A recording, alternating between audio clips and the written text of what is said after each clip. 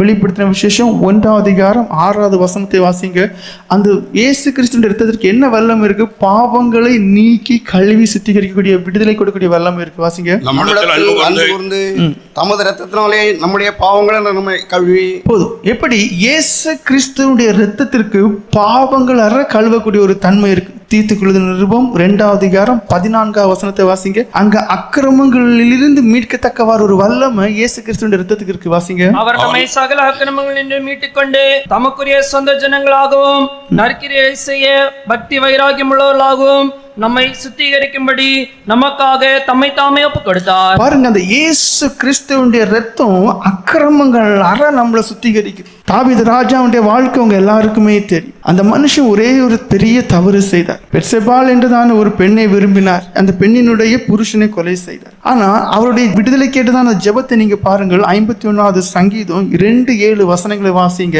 அவர் சொல்றதெல்லாம் பாருங்க, என்னை கழுவும், என்னை சுத்திகரி. அவருக்கு தெரியுது எது வேணும் அப்படின்னு, இருதயத்துல எப்படிப்பட்ட அனுபவம் வேணும்னு அவருக்கு தெரியும். அதனாலதான் அவர் வேற ஒண்ணுமே சொல்லல. என்ன சொல்றாரு? வாசிங்க. என் அக்கிரமம் நீங்க என்னை முற்றிலும் கழுவி. பாருங்க, என் இருதயத்தை தான் நீர் முதல்ல கழுவணும். ஆனா அந்த இருதயம் கழுவப்படாமல் இருக்குமையானால் அந்த பழைய இருதயம் மறுபடியும் கிரியை செய்யும். பழைய பாவத்தை நீங்க மறுபடியும் செய்வீங்க. ஏன் ரட்சிக்கப்பட்ட மனுஷன் பாவம் செய்யறான்? ஏன் அபிஷேகம் பெற்ற மனுஷன் பாவம் செய்யறான்? ஏன் தேவனுடைய பிள்ளைகள் என்று சொல்லக்கூடிய ஜனங்கள் பாவம் செய்யறாங்க? காரணம் என்ன? அந்த பழைய இருதயம் கிரியை செய்துட்டே இருக்கு.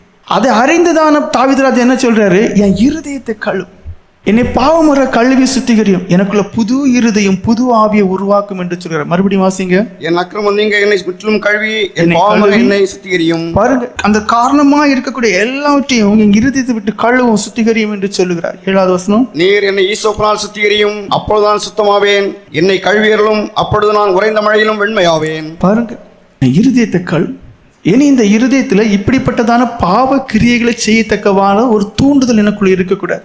இப்படிப்பட்டதான தப்பான காரியங்களை செய்யக்கூடியதான ஒரு தூண்டுதல் எனக்கு இருக்கக்கூடாது.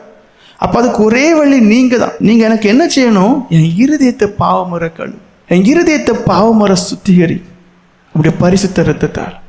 ஏன்னா மனுஷனுடைய தன்மை மீறுகிறது. அவனுக்கு தெரியும் இது பாவம். ஆனா அந்த பாவ பலன் அதை மீறி அவனை செய்ய வைக்கும். அதான் பவுல் அப்போஸ்தலன் சொல்லுவார், நான் விரும்பாததையே நான் செய்கிறேன். எனக்குள்ள 2 பிரமாணம் இருக்கிறது என்னால காண முடியுது. பாவ பிரமாணம், ஆவியின் பிரமாணம். அந்த பாவ பிரமாணத்தை நான் வெளியே வர வேண்டியது இருக்கு. அந்த பாவ பலனிலிருந்து நான் வெளியே வர வேண்டியிருக்கு. அப்ப இயேசு கிறிஸ்துவின் ரத்தம் என்ன? அந்த மீறக்கூடிய, அந்த அக்கிரமம் செய்யக்கூடிய, அக்கிரம கிரியைகளை செய்யக்கூடியதான அந்த இருதயத்தை அப்படியே சுத்திகரித்து மாத்துகிறது.